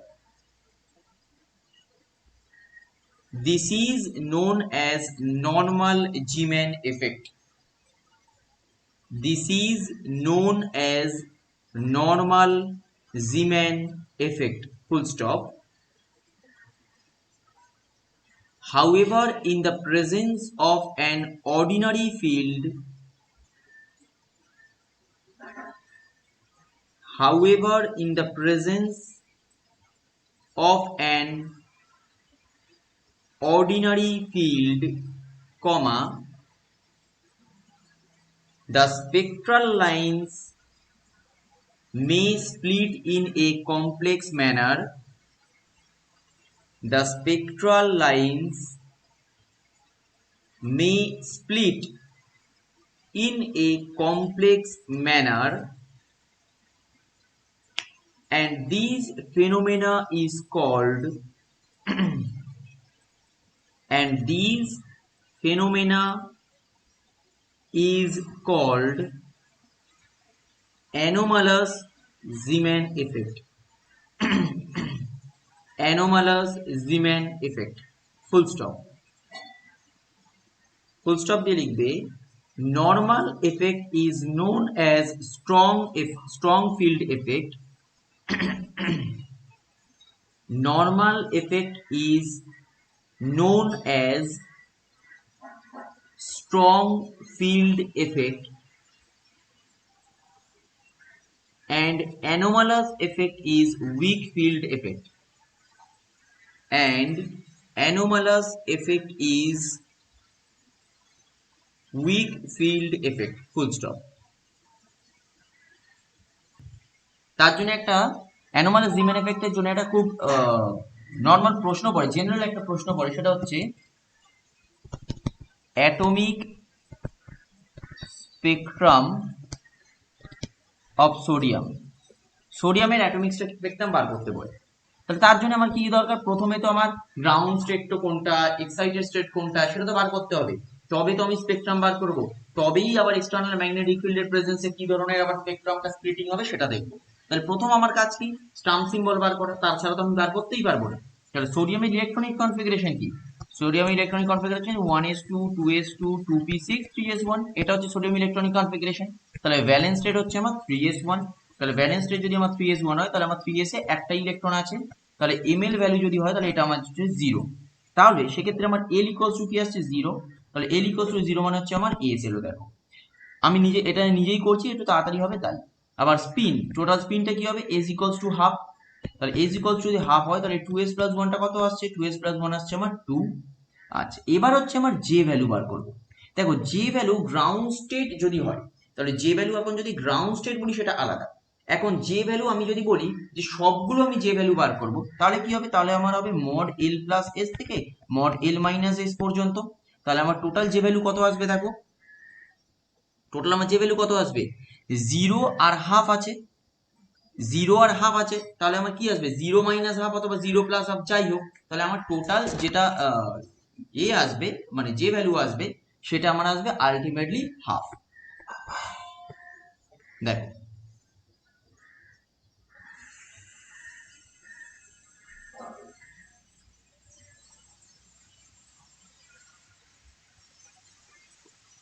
ওটা plus minus half হবে না? কোনটা? যে ভ্যালুটা মানে plus L plus. তাহলে আমি এটা পেলাম গ্রাউন্ড স্টেট টার্ম সিম্বল। তাহলে গ্রাউন্ড স্টেট টার্ম সিম্বলটা আমার কি আসছে? 2s প্লাস 1 এল জে এলো। তাহলে সেটা কি? 2s প্লাস 1 এল জে মানে হচ্ছে 2, এটার জন্য হচ্ছে আমার s, আর যে হচ্ছে আমার হাফ, তাহলে আমার এলো 2s হাফ। তাহলে ক্লিয়ার হচ্ছে এই অবধি? এবারে আমরা তো জানি না এক্সাইটেড স্টেট কোনটা, আমরা তো গ্রাউন্ড স্টেট আমি বার করে ফেলেছি, তাহলে আমাকে একটু হলে এক্সাইটেড স্টেট বার করতে হবে, নাহলে আমি স্পেকট্রামটা বার করবো কি করে? এখন যদি আমি ভাবি যে এক্সাইটেড স্টেট অফ সোডিয়াম, তাহলে কি হতে পারে? দেখো 1s2 2s2 2p6 এটা তো থাকবেই। তাহলে 3s1 থেকে সেটা কোথায় চলে যাবে, 3p1 এ যাবে। এটাই তো একমাত্র এক্সাইটেড স্টেট হতে পারে, তাছাড়া আর কি হবে? কারণ আমার 2p6 থেকে তো যাবে না, সেটা তো ভেতরে আছে। 3s যদি আমার আউটার মোস্ট হয় তাহলে সেটাই অ্যাকচুয়ালি ওপরে উঠে গিয়ে 3p1 এ হতে পারে। এটাই হচ্ছে নেক্সট এক্সাইটেড স্টেট হতে পারে। তাই যদি হয় তাহলে p এর কনফিগারেশনটা দেখো আমি করছি যে ml যদি, তাহলে এটা আমার 0 + 1 - 1, তাহলে l কত আসবে, l আমার আসবে জাস্ট 1, তাহলে s p আসবে। দেখো এই অবধি আশা করি সবার ক্লিয়ার হয়ে গেছে। তাহলে স্পিন কত আসবে, স্পিন আসবে আমার হাফ, তাহলে 2s + 1, তাহলে আমার আসবে অ্যাকচুয়ালি টোটাল 2। স্পিন মাল্টিপ্লিসিটি বলতে পারো, টোটাল আমার 2 আসবে। এবার আসছে আমার জে ভ্যালু। তাহলে জে ভ্যালু যদি আমি শুধুমাত্র এর মধ্যে স্টেবলটা, এটা তো এমনি এক্সাইটেড স্টেট, দেখো তাহলে এর মধ্যে গ্রাউন্ড স্টেট বলে কিছু নেই। তাহলে এটা যদি এক্সাইটেড স্টেট হয় তাহলে এক্ষেত্রে আমি বার করছি কি মড l + s থেকে মড l - s পুরোটাই বার করছি, কারণ এক্ষেত্রে কোনো গ্রাউন্ড স্টেট বলে তার কিছু থাকছেই না, এটা এমনি এক্সাইটেড। তাহলে পসিবল যে ভ্যালুজ যে কটা আছে আমি সে কটা বার করছি। তাহলে পসিবল যে ভ্যালুজ এখানে কি হতে পারে, দেখো এখানে হতে পারে পসিবল যে ভ্যালু, সেটা হচ্ছে মড l + s থেকে মড l - s। তাহলে মড l + s কি, lটা হচ্ছে আমার 1 আর এটা হচ্ছে হাফ, তাহলে আমার আসতে পারে কি হাফ আসতে পারে আর 3/2 আসতে পারে, আর কিন্তু কোনো ভ্যালু আসবে না। দেখো মড l + s থেকে মড l - s পর্যন্ত, মানে -1 - 1 করে যদি আমরা যাই তাহলে আলটিমেট কি আসবে, আমার হাফ আসবে আর 3/2 আসবে, এই দুটো ভ্যালু শুধু আসবে। এবার আমায় দেখতে হবে, দেখো আমার তাহলে এক্সাইটেড স্টেট কটা এসছে, আমার এক্সাইটেড স্টেট হচ্ছে দুটো, 2 নাম্বার দুটো এসছে। সেই দুটো এক্সাইটেড স্টেট কি কি এসছে দেখো, 2s + 1 মানে দুটোর ওপরেই হচ্ছে আমার 2, মাঝখানেরটা আমার দুটোতেই আমার আসবে p, একটাতে আমার আসবে হাফ আর একটাতে আমার আসছে 3/2। এই অবধি আশা করি সবার ক্লিয়ার হয়েছে। এবারে দেখতে হবে তাহলে কোনটা মানে হায়ার স্টেট আর কোনটা লোয়ার স্টেট, দুটোই এক্সাইটেড, কোনোটাই গ্রাউন্ড স্টেট নয়, কিন্তু এই দুটোর মধ্যে তো একটা হায়ার স্টেটে যাবে একটা লোয়ার স্টেটে যাবে। তোমরা বলো দেখি যে এই দুটোর মধ্যে কোনটা হায়ার এক্সাইটেড স্টেট আর কোনটা লোয়ার এক্সাইটেড স্টেট। তাহলে এখান থেকে মোটামুটি তাহলে আমরা জানতে পারলাম যে 2p হাফটা হচ্ছে করসপন্ডিং তুলনামূলকভাবে কম্পারেটিভলি 2p3/2 এর থেকে আমার স্টেবল। কারণ কি আমার যে ভ্যালুটা আমার আসছে এখানে মড l - s, কারণ p3p1 মানে হচ্ছে লেস দ্যান হাফ ফিল্ড, তাহলে লেস দ্যান হাফ ফিল্ড যদি হয় তাহলে আমি যেটা মড l - s নেবো তাহলে সেটা হবে comparatively more stable than other. তাহলে সেক্ষেত্রে 2p হাফটা more stable excited state than 2p3/2। তাহলে এবারে আমায় যদি আঁকতে হয় তাহলে আমার তিনটে স্টেট আসছে, দেখো এটা আমার আসছে গ্রাউন্ড স্টেট, তার উপরেরটা আমার আসবে একটা এক্সাইটেড স্টেট, তার উপরে একটা আমার আসবে আর একটা এক্সাইটেড স্টেট, এরকম আমার দেখতে হবে। আমি মাঝখানে এটা মুছে দিয়ে একটুখানি গ্যাপটা একটু বাড়িয়ে দিই, তাহলে সুবিধা হবে বোঝাতে। এই তিনটে, তাহলে আমার এটা কি এসছে দেখো, এটা যত সম্ভব এটা এসছে আমার 2s হাফ, এটা এসছে আমার 2p হাফ, আর তারপরেরটা এসছে তাহলে আমার 2p3/2। দেখো এটা ক্লিয়ার হয়েছে। আমি এখানে লিখলাম নো ফিল্ড, তাহলে আমার এখন কোনো ফিল্ড নেই, তাহলে কটা স্পেকট্রাল লাইন আমি পাবো এটা আগে বলো দেখি। কোনো ফিল্ডের অ্যাবসেন্সে অথবা in absence of external magnetic field আমরা কটা লাইন পাবো বা আমাদের কটা লাইন পাওয়া উচিত। এটা হচ্ছে আমার মানে গ্রাউন্ড প্রথম স্টেট আর এই দুটো হচ্ছে আমার হ্যাঁ, এক্সাইটেড স্টেট, এইটা আর এইটা হচ্ছে আমার এক্সাইটেড স্টেট। হুম। তাহলে আমি ও যে বললো দুটো, এই কারণটা তো বলতে হবে আমি কেন দুটো বলছি। এই কারণটা স্যার হচ্ছে আমার না, সিলেকশন ওপর রুলটা থেকে আগে দুটো দেখতে হবে যে আমার del capital S equals to আমার 0 হতে হবে, আর একটা কি হতে হবে ডেল L যেটা ছিল সেটা কি, সেটা আমায় +-1 হতে হবে। এই দুটো রুল যদি মেলে তবেই আমি স্পেকট্রাল লাইন টানবো, না হলে টানতে পারবো না। এটা তো আমি আগের স্লাইডটাতেও বললাম। তাহলে এবার আমায় দেখতে হবে কটা স্পেকট্রাল লাইন আমি পাচ্ছি, ওই দুটো বলে দিলাম আন্দাজে এটা নয়। আমায় দেখতে হবে স্পিন মাল্টিপ্লিসিটি সেম আছে কিনা, আমায় দেখতে হবে ডেল এল ইকুয়ালস টু +-1 হচ্ছে কিনা, তবে আমি টানতে পারবো লাইন, না হলে টানতে পারবো না। তাহলে প্রথম আমি দেখছি 2p হাফ থেকে 2s হাফ এটা আসছে কি আসছে না। দেখো 2p হাফ থেকে 2s হাফে আমার ডেল ইজ ইকুয়ালস টু 0 দেখেই বোঝা যাচ্ছে, আর ডেল এলটাতেও আমার +-1 আছে, কারণ এস হচ্ছে আমার এল ইকুয়ালস টু 0 আর পি এর ক্ষেত্রে আমার ইকুয়ালস টু 1। এবার দেখতে হবে 2p3/2 থেকে 2p হাফ এটা কি আসা উচিত, এটা কিন্তু আসবে না, কোনোভাবেই আসবে না। কেন দেখো, কারণ এক্ষেত্রে দুটোই হচ্ছে পি, দুটোই যদি পি হয় তাহলে ডেল এল ইকুয়ালস টু কি হবে 0 চলে আসবে, তাই এই ট্রানজিশনটা কখনোই হবে না। দেখো ক্লিয়ার হয়েছে এবারে। হ্যাঁ স্যার।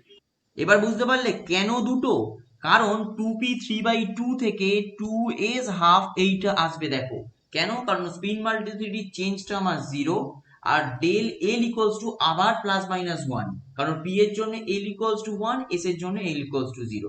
এবার ক্লিয়ার হয়েছে কেন দুটো লাইন? হ্যাঁ স্যার। এবার আমরা কি করব? এবার আমরা করছি in presence of magnetic field. তাহলে ইন প্রেজেন্স অফ ম্যাগনেটিক ফিল্ডের জন্য আমরা একটুখানি ডান দিকে আগে এক্সটেন্ড করে দিই, নাহলে দেখানো যাবে না এটা। কালারটাকেও চেঞ্জ করে দিই। তাহলে আমরা দেখাতে চাইছি in presence of magnetic field.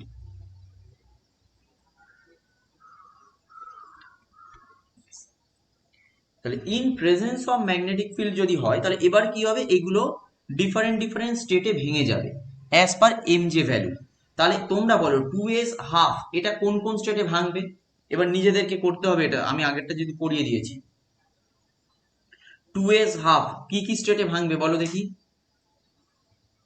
প্রথমত হচ্ছে 2s হাফ কটা যে মানে কটা এম জে ভ্যালুস পাবো? দুটো স্যার। দুটো পাবো, কারণ 2 ইন্টু হাফ প্লাস 1, তাহলে দুটো পাবো। এবারে ভাবো যে দুটো কি কি পাবো, ভ্যালুগুলো কি কি হবে বলো।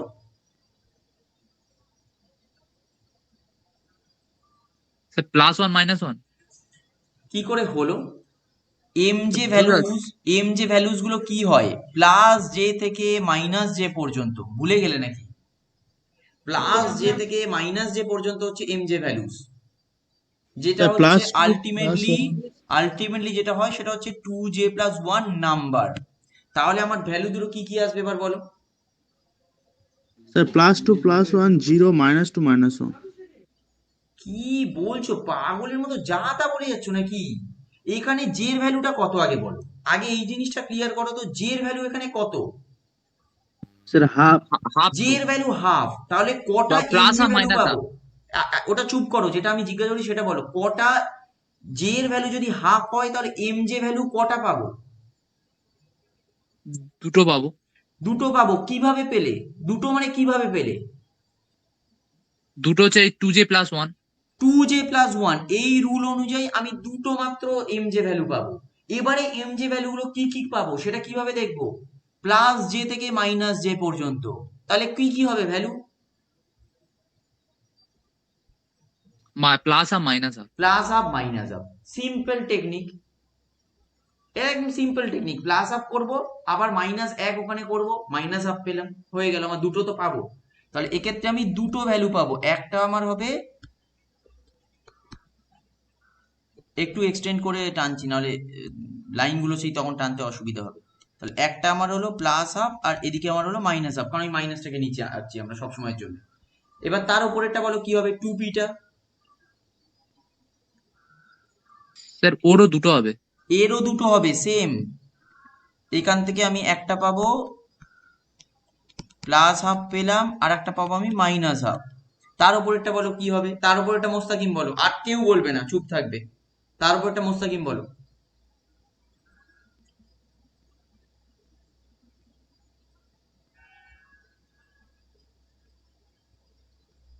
মোস্তাকিম টোটাল কটা জে ভ্যালু, সরি, টোটাল কটা এম জে ভ্যালু পাবো সেটা আগে বলো। দুটো। এক্ষেত্রেও দুটো এম জে ভ্যালু পাচ্ছি, তার উপরেরটায় জে ভ্যালু কত?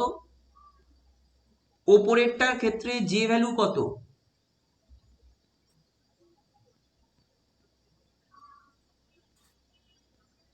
ওপরেরটা যে স্টেট আছে তার জে ভ্যালুটা কত? স্যার +2 হবে। আরে এই স্টেটটার জে ভ্যালু কত? ও 3-2। কি আমি জে ভ্যালু বলছি, তুমি কোনটাকে তাকাচ্ছ, মানে কোন দিকে, মানে কোনটা ভাবছো তাহলে? স্যার আমি উপরেটা, সরি। জে ভ্যালু 3/2 বা 3/2, তাহলে কটা এম জে ভ্যালুস পাবো?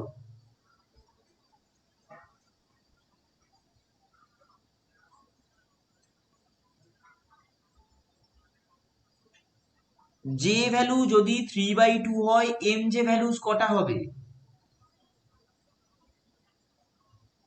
স্যার 4টে। কিভাবে পেলে? ওই হচ্ছে গিয়ে 2j+1। 2j+1 করে। ভ্যালুগুলো তাহলে কি কি হবে?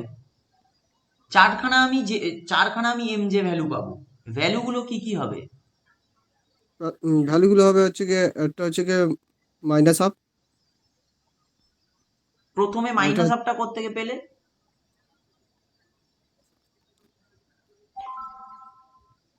মাইনাস হাফটা কোত্থেকে পেলে বলো?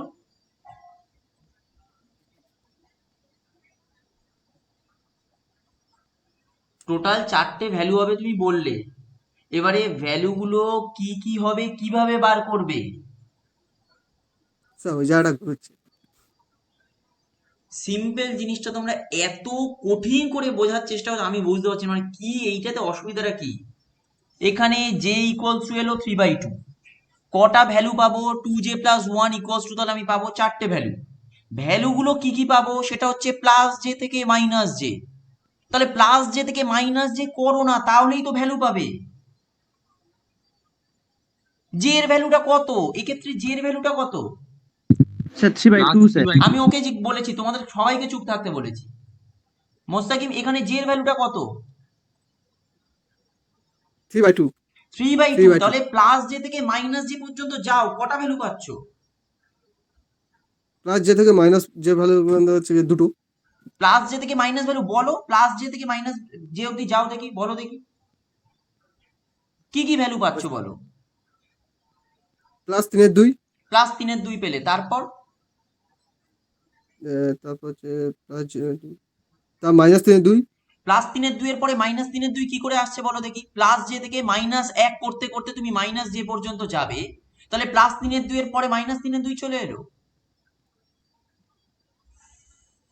প্লাস জে থেকে তো মাইনাস 1 করতে করতে করতে করতে মাইনাস জে পর্যন্ত যাবে তুমি, তাহলে প্লাস 3/2 এর পরের ভ্যালুটা কত আসবে? -2/2। -2/2? কি পাগল এবং অঙ্ক কি করছো? 3/2 মাইনাস 1 করছো, এটা -2/2। হাফ হবে স্যার। আর আমি আমি জানি না মানে তোমাদের কিভাবে বোঝাবো, আমি নিজে বুঝতে পারছি না। এরপরে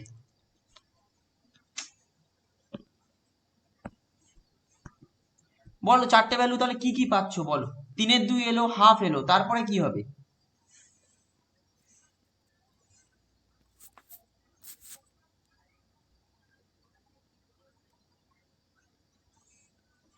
তারপরে ভ্যালুটা কি হবে?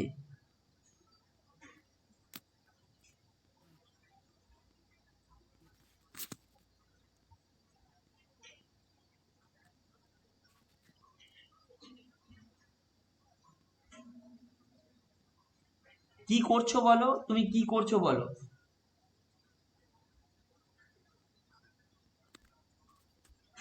স্যার 3/2 থেকে এটা যেমন এক মানে হাফ ইয়ে করছি, 1 করে কমাচ্ছি, তারপরে হ্যাঁ, কত কমাবো? তারপরটা কি করবে? তারপরটা কি করবে তাহলে? তার -2 করবো কি? ওরে বাবা, প্লাস জে থেকে মাইনাস জে পর্যন্ত যাবে বলছি তো, প্রত্যেকবার -1 বিয়োগ করে করে তো যাবো, আবার -2 কেন করব? যেটা পেলাম আবার -1 করব, আবার যেটা পাবো আবার -1 করব, যতক্ষণ না পর্যন্ত মাইনাস জে অবধি পৌঁছাচ্ছি। আরে সিম্পল ব্যাপার, তোমরা তো করতে রে বাবা, এল ভ্যালু ক্যালকুলেট করতে তো। এল ভ্যালু থেকেই তো তোমরা plus L two minus L দেখাতে কোয়ান্টাম নাম্বারে, তো সেম জিনিস তো করছো এখানে। এটা মাইনাস হাফ হবে। হ্যাঁ, এটা মাইনাস হাফ হবে। প্রথমটা 3/2 এলো, তারপরে প্লাস হাফ এলো, তারপরে কি আসবে? Minus half. মাইনাস হাফ এলো, তারপরে কি আসবে? এটা হচ্ছে -3/2। -3/2 এলো, তারপর আর আসবে না, আর ভাববো না, কারণ প্লাস জে থেকে মাইনাস জে চলে গেছে, তাই আর ভাবার দরকার নেই। 3/2 জে ছিল আমার, plus J to minus J আমি ক্যালকুলেট করলাম, তাহলে আমার এখানে স্টেট আসবে টোটাল 4টে। 3/2, হাফ, মাইনাস হাফ আর -3/2। ক্লিয়ার হয়েছে? এইটা কমপ্লিট করার আগে আমি একটা জাস্ট তোমাদের দেখানোর জন্য চাইছি, কারণ এটা মানে ক্লিয়ার নয় তোমাদের কাছে। আচ্ছা, এইবারে এই জায়গায় দেখো, এই জায়গায় তাহলে আমি যে 3টে লাইন, এই জায়গায় কি আমি 3টে লাইন পাবো টোটাল? আমি বলছি টোটাল কি আমি 3টে লাইন পাবো এখানে ডান দিকটায়?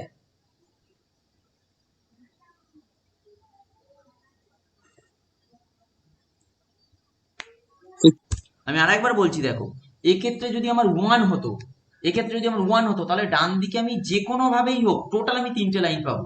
টোটাল 3টে মানে কি 9টা হোক 12টা হোক 6টা হোক, কিন্তু আলটিমেটলি ওভারঅল লাস্ট আমি 3টে লাইনই পাবো সেখান থেকে। কিন্তু এখানে যদি স্পিন মাল্টিপ্লিসিটি 1 না হয়ে 2 হোক 3 হোক 4 5 6 যাই হোক, যেরকম এই এক্সাম্পলে 2 এসছে, তাহলে কিন্তু ডান দিকে আমি ওরকম ভাবে যে ফিক্সড 3টে লাইন পাবো এটা এক্সপেক্ট করব না। আমি যে কোনো নাম্বার অফ লাইনস পেতে পারি। যেরকম এক্ষেত্রে আমরা বলতেই পারবো না কটা লাইন পাবো, আমায় করে দেখতে হবে। জিনিসটা এবারে ক্লিয়ার হয়েছে সবার? আচ্ছা, এক্ষেত্রে ডান দিকে কটা লাইন পাবো বা কিভাবে লাইনগুলো টানবো, তাহলে তার করসপন্ডিং নিঃসন্দেহে আর একটা সিলেকশন রুল আছে। যেরকম বাঁদিকে আমি দেখো একটা সিলেকশন রুল দিয়েছি, কারণ বাঁদিকে আমার স্পেক্ট্রাল লাইনগুলো টানার জন্য তো সিলেকশন রুল দরকার হচ্ছে। তাহলে ডান দিকেও তো একটা সিলেকশন রুল আছে। সেই ডান দিকে সিলেকশন রুলটা কি ছিল? mg equals to 0 আর del plus MJ, minus MJ নয় ডেল এমজে, চেঞ্জটা del আমায় mg equals দেখতে হবে। Del MJ equals to 0, plus minus 1, তাই তো? হ্যাঁ স্যার।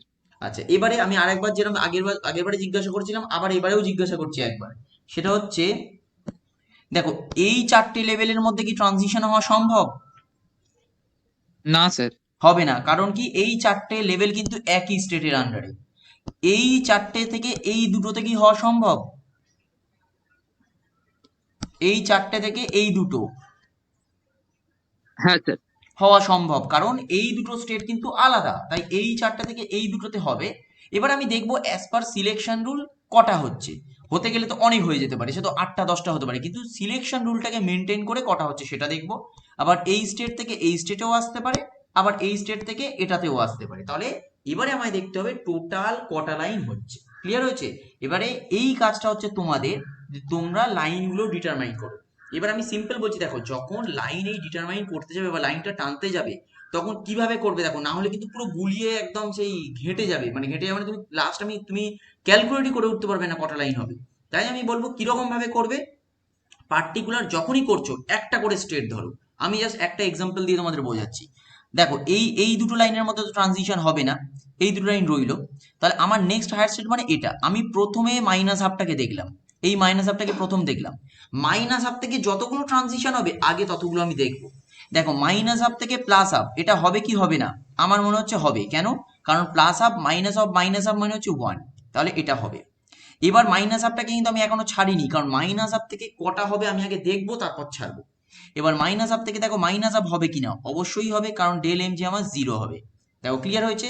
দেখো মাইনাস হাফ থেকে আর কোনো পসিবিলিটি নেই, মাইনাস হাফ থেকে যা পসিবিলিটি ছিল আমার শেষ। আমি মাইনাস হাফকে এবার ছেড়ে দিলাম। এবার আমি কি ধরবো? এবার আমি ধরলাম প্লাস হাফটাকে। এবার আমার দেখতে হবে প্লাস হাফ থেকে প্লাস হাফ আমার হবে হবে, কারণ আমার ডেল এম জি আমার 0 আসছে। প্লাস হাফ থেকে আমার মাইনাস হাফ হবে, এটাও হবে, কারণ ডেল এম জি আমার -1 আসছে। এটা একটু বেঁকে গেছে লাইনটা।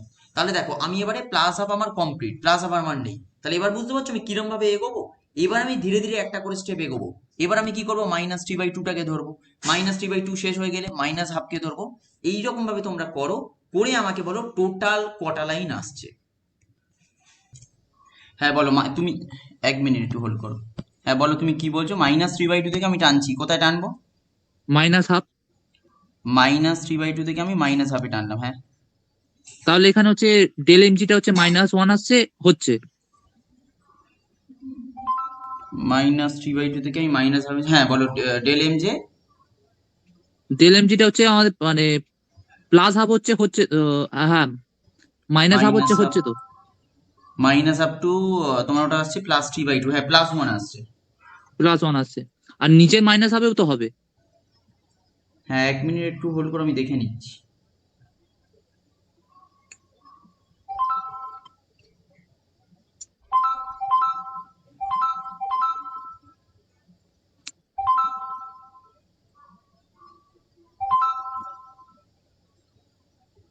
এক মিনিট একটু হোল্ড করো, হ্যাঁ।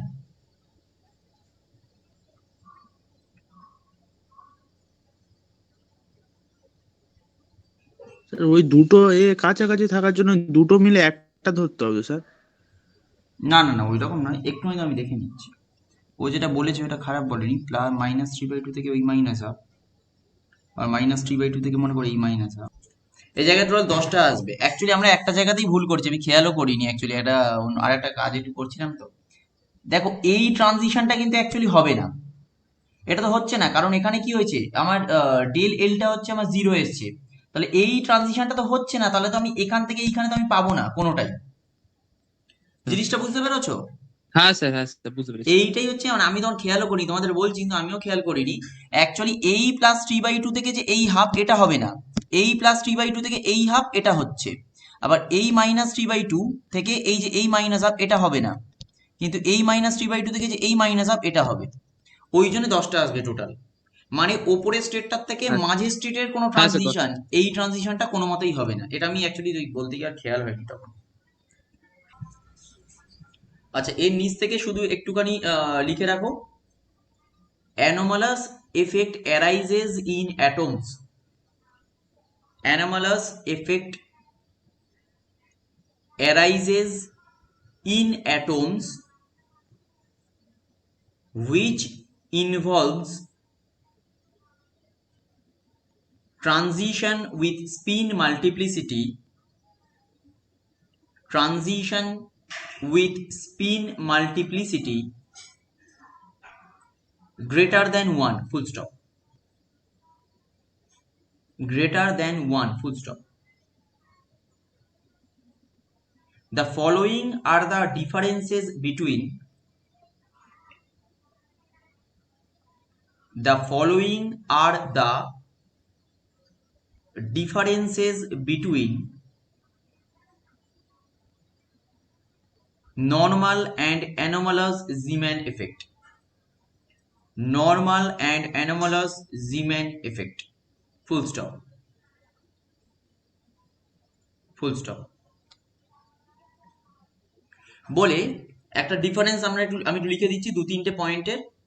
বাঁ দিকটায় একটা টেবিল করো, মানে যেরকম আমরা ডিফারেন্স লিখি, পার্থক্য লিখি না, বাঁ দিকটায় লিখবে নর্মাল জিম্যান এফেক্ট, ডান দিকটায় লেখো অ্যানোমালাস জিম্যান এফেক্ট। বাঁ দিকে লিখবে নর্মাল জিম্যান এফেক্ট, ডান দিকে লিখবে অ্যানোমালাস জিম্যান এফেক্ট। নর্মাল জিম্যান এফেক্টের আন্ডারে 1 নম্বর পয়েন্ট দাও, 1 নম্বর পয়েন্ট দিয়ে লিখবে spin multiplicity is 1, spin multiplicity is 1। R anomalous জিম্যান এফেক্টের আন্ডারে 1 নম্বর দাও, তার আন্ডারে লিখবে spin multiplicity is more than 1, spin multiplicity is more than 1। হয়েছে লেখা? নর্মালের আন্ডারে 2 নম্বর পয়েন্টে লিখবে এমজে ভ্যালুজ আর ইন্টিজার্স। নর্মালের আন্ডারে 2 নম্বর পয়েন্ট এমজে ভ্যালুজ আর ইন্টিজার্স। ইন্টিজার্স মানে কি নাম, 0, 1, 2, 3, 4 এরকম।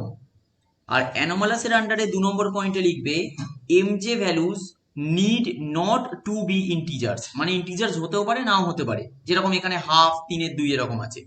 এমজে values need not to be integers. নর্মালের আন্ডারে 3 নম্বর পয়েন্ট লিখবে স্ট্রং ফিল্ড এফেক্ট। নর্মালের আন্ডারে 3 number point strong field effect. অ্যানোমালাসের আন্ডারে 3 number point weak field effect. অ্যানোমালাসের আন্ডারে 3 number point weak field effect. নর্মালের আন্ডারে 4 নম্বর point total number of lines is always 3। নর্মালের আন্ডারে 4 নম্বর point total number of lines is always 3। আর অ্যানোমালাসের আন্ডারে 4 নম্বর পয়েন্ট লেখো total number of lines varies from system to system. Total number of lines varies from system to system. Total number of lines varies from system to system. হয়েছে লেখা? হ্যাঁ sir. ওকে, আর যদি তোমাদের মানে এই ক্লাস রিগার্ডিং কিছু যদি প্রবলেম থাকে বলো, আমরা পরের ক্লাসে ওই সমারফিল্ডস মডেল করব, আর একটা ক্লাসে ওই অরবিটাল ডায়াগ্রাম গুলো করবো, যেটা তোমাদের পরীক্ষায় পড়বে শিওর, সেইটাই লাস্ট ক্লাস থাকবে।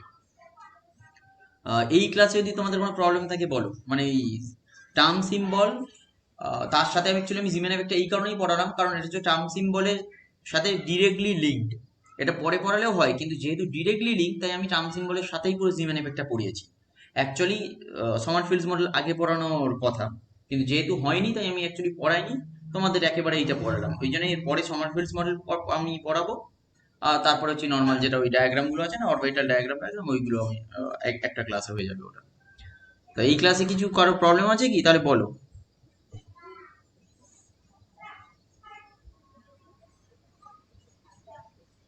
আচ্ছা ঠিক আছে, তাহলে এই অবধি থাক। আর তোমরা 10 ইয়ার্স গুলো অবশ্যই সলভ করবে। 10 ইয়ার্স যদি কিছু প্রবলেম হয় অবশ্যই বলো। আচ্ছা, আর একটা জিনিস হচ্ছে রিডক্সের 10 ইয়ার্সে যা যা আমাকে দিয়েছিলে মোটামুটি আমি কি তোমাদের বলে দিয়েছিলাম মোটামুটি? হ্যাঁ স্যার, ভিডিও করে দিয়েছিলাম। আচ্ছা ঠিক আছে, তাহলে আমার আমার সত্যি বলতে আমার নিজেরই মনে নেই আদৌ আমি তোমাদের বলেছি কি বলিনি। তোমরা কোশ্চেন কিছু দিয়েছিলে এটা আমার মনে আছে, কিন্তু আমি আদৌ অ্যান্সার করে দিয়েছি কিনা আমার মনে পড়ছে না। ওই জন্য যা জিজ্ঞাসা করলাম। ঠিক আছে, তাহলে আজ এই অবধি থাক। আর নেক্সট ক্লাসটা সম্ভবত আমি কালকেও নিতে পারি।